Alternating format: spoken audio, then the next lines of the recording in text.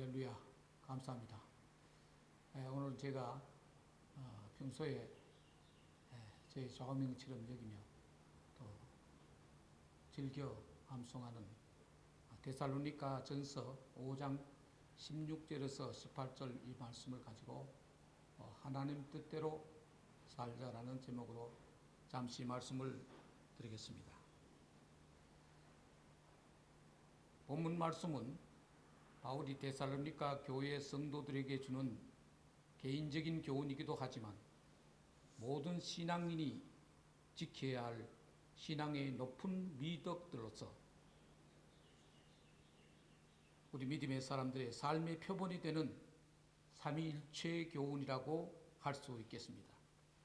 특히 이 교훈은 그리스도 안에서 너희를 향한 하나님의 뜻이라고 했습니다. 부모의 뜻을 따르는 것은 자식의 도리이며 스승의 뜻을 따르는 것은 학생된 사람의 도리듯이 하나님의 뜻을 따르는 것은 모든 성도들이 지내야 할 도리인 것입니다. 고린도전서 10장 31절에는 먹든지 마시든지 무엇을 하든지 하나님의 영광을 위해서 하라고 했는데 위한 것이 어디에 있습니까? 바로 하나님의 뜻을 쫓고 그 뜻대로 사는 데에 있는 것입니다. 그러기 위해서는 오늘 본문에 있는 말씀처럼 첫째, 항상 기뻐하면서 살아야 되겠습니다. 장로교 요리문답 1조에 보면은 사람의 제일 되는 목적이 무엇이냐고 했는데 그것은 하나님을 영화롭게 하고 영원토록 그를 즐거워하는 것이라고 했습니다. 목적이 이끄는 삶을 쓴 그 릭 웨렌 목사는 그는 그 책에서 첫 번째, 당신은 하나님을 기쁘시게 하기 위해서 계획되었다. You were planned for God's pleasure라고 이렇게 했습니다. 모든 뜻 있는 사람들은 다 기쁘게 살기를 원하고 있습니다. 우리 민족의 선각자 중에 한 명인 도산 안총호 선생도 우리 백성들이 늘 굳은 표정으로 굳은 모습으로 사는 모습이 안타까워서 웃는 백성이 되기를 소망해서 그의 정각 이름을 빙그레라고 지었다는 유명한 일화가 있습니다. 이렇게 기쁘게 사는 것은 누구에게나 좋은 것입니다. 우리 세상에서도 일로 한번 분노하면은 한 번 더 늙어지고 일소 한 번 웃으면 한 번 더 젊어진다는 말이 있지 않습니까?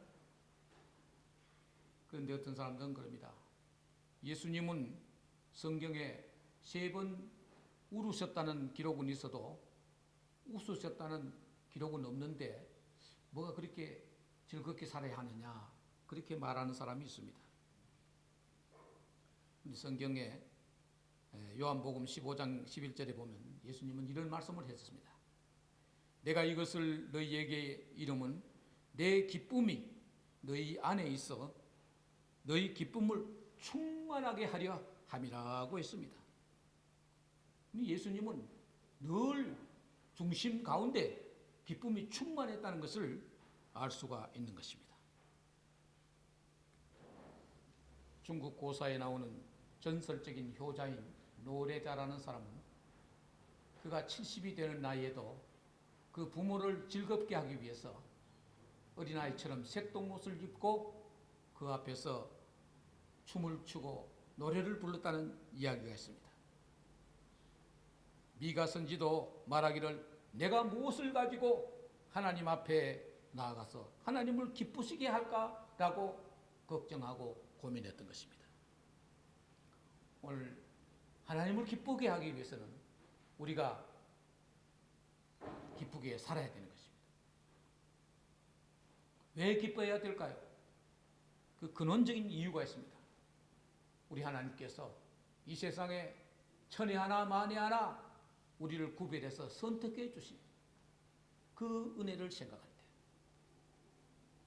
또한 이 무능하고 부족한 사람을 불러주셔서 하나님의 일꾼 삼으신 이 은혜를 생각할 때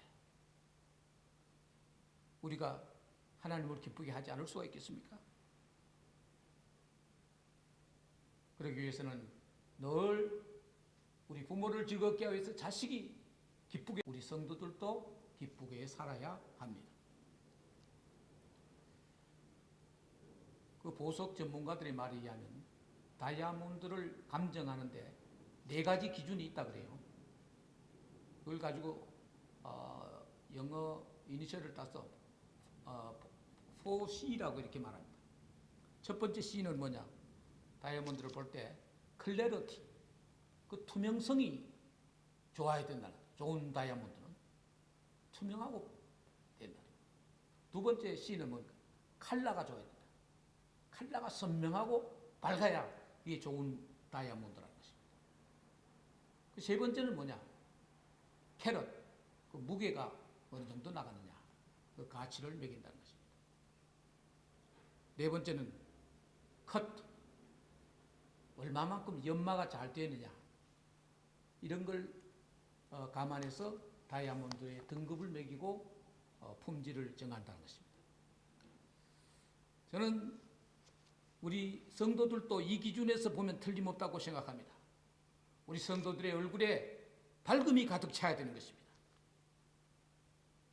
어떤 색깔든지 자기 개성이 분명한 환한 밝은 모습, 이게 바로 우리 믿음의 성도의 얼굴이 아닐까 생각해 봅니다. 또한 무게감이 있고 자기 수양과 도양이 있어야 좋을 것입니다. 절차탁마라는 말처럼 정말 갈고 닦아서 이렇게 우리에게 누구에게도 빼앗길 수 없는, 뒤지지 않은 그런 그 밝은 모습, 환한, 바로 성도가 가져야 될 삶의 모습이라고 생각합니다. 두 번째는 쉬지 말고 기도하라는 말씀입니다. 기도는 영혼의 호흡과 같다고 합니다. 고로 우리가 살아있는 동안 숨을 멈출 수 없듯이 성도는 기도를 멈출 수 없는 것입니다. 기도의 사람이며 또 기도의 상징과 같은 선지자 사무엘은 기도하기를 쉬는 죄를 범치 않도록 해달라고 기도했던 것입니다. 기도함으로써 우리는 어떤 이익을 얻을 수 있습니까? 우리는 영적으로 충만한 사람, 건강한 사람이 될 수 있습니다. 어떤 분이 그런 말을 합니다. 우리 육체의 그 근육과 그 성령은 비슷한 점이 있다고 해요. 뭐냐? 이 근육은 쓰지 않으면 소멸되어버립니다.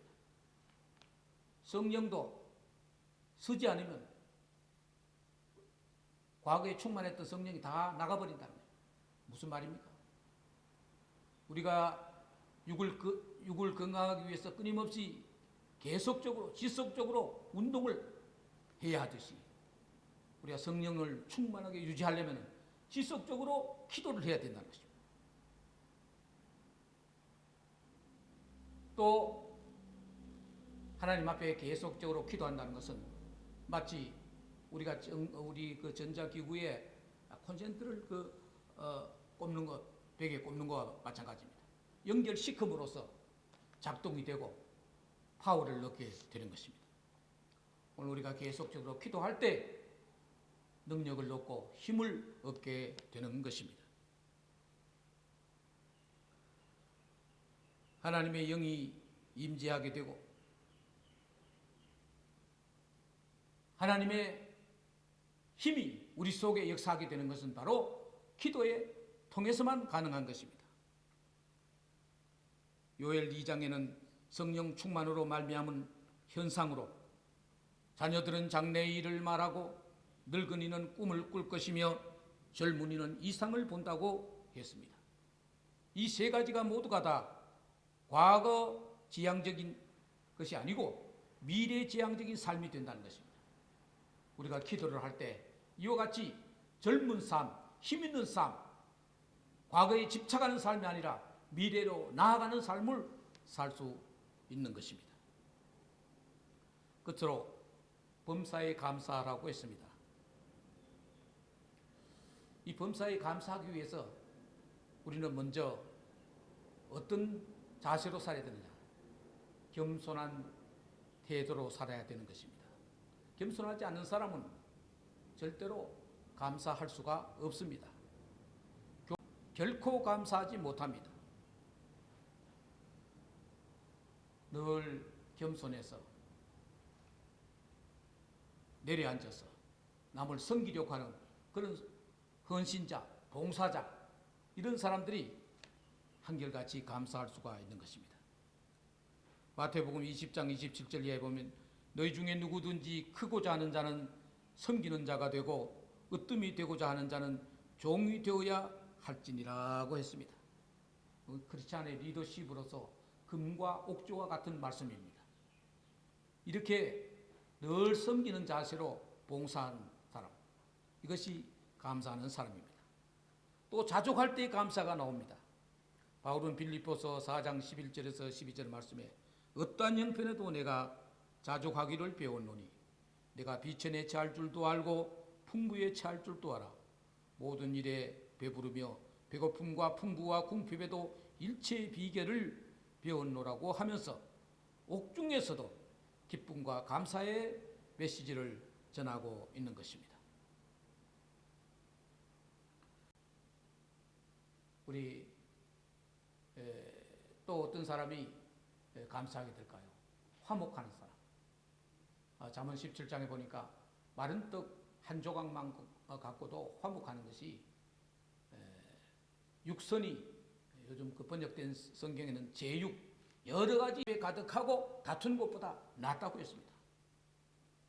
비슷한 말로 끽소, 음수, 낙지의 기준이라는 말도 있습니다. 물을 먹고 나무를 먹는 그 가운데 진정한 기쁨이 있다는 것입니다. 지금 뭡니까? 먹는 것도 겸손하게 먹을 때 건강하고 육체가 건강하듯이 우리도 이렇게 낮은 자세에서 섬기며 봉사할 때 감사가 넘칠 수 있는 것입니다. 결론적으로 말씀드리겠습니다.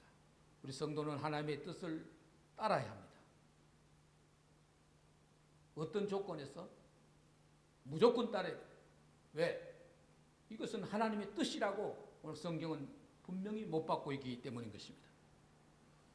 항상 기뻐하시고 쉬지 말고 기도하시고 범사에 감사하십시오. 이것이 하나님의 뜻이며 또 저와 여러분이 이 땅에서 하나님의 은혜를 받고 잘 사는 비결이 되는 정말 삶의 요점이요 삶의 복된 삶의 비결이 된다는 것을 기억할 수 있기를 바랍니다.